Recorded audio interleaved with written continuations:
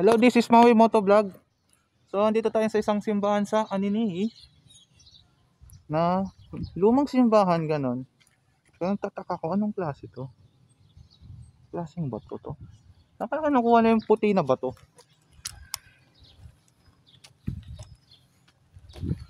Dito tayo sa may likod banda sa gilid. So, tingnan nyo ang simbahang ito, lumang simbahan. Diba?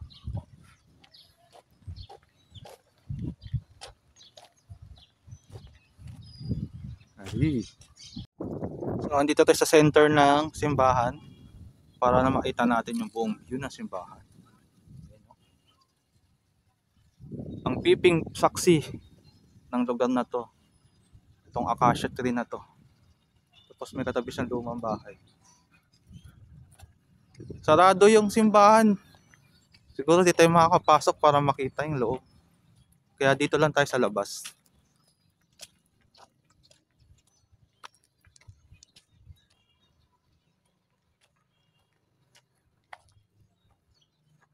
Palace of John Nepomuceno Aninihi.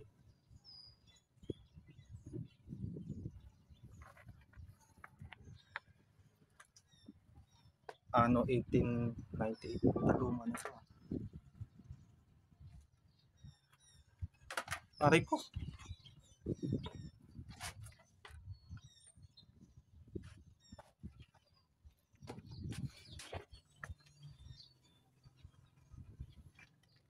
Hindi ako marunong mag-Spanish. Ano ba ibig sabihin niya? Pero ito yung logo.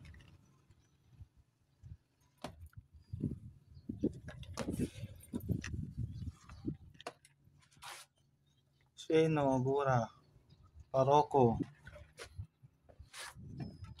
Este, Pueblo de Aninihi, El Arpi, Jeronimo, Makirin.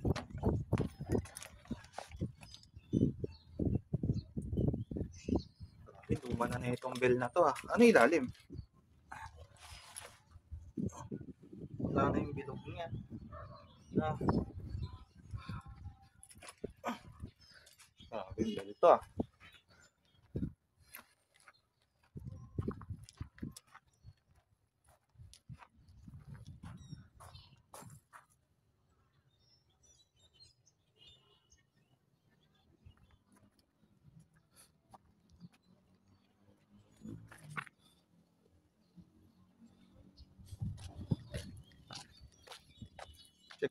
Check natin yung gilid. Baka bukas. Sabi sa'yo bukas eh. Oh, bukas yung ano, simbahan. Silipin natin loob.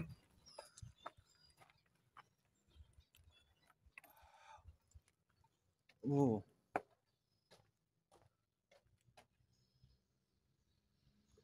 Old school na old school.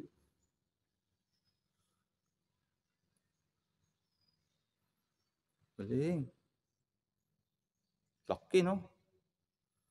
Nag-i-echo sa loob.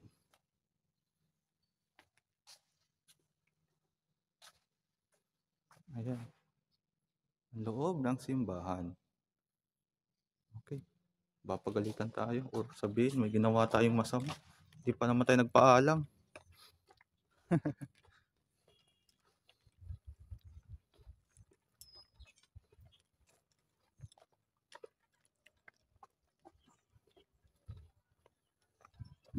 Kasi natin yung history na itong ano, simbahan na ito na luma.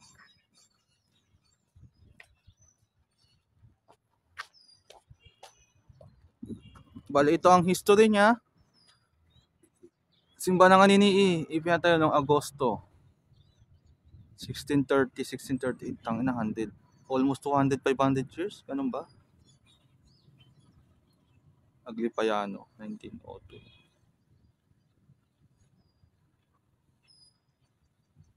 Nakita lang, di ba? Grabe, no? So, ayun, nakita natin ang history nitong simbahan na to. Almost 100 years. Ayop. So, ito na ang ating isa sa historical churches of Philippines. So thank you for watching.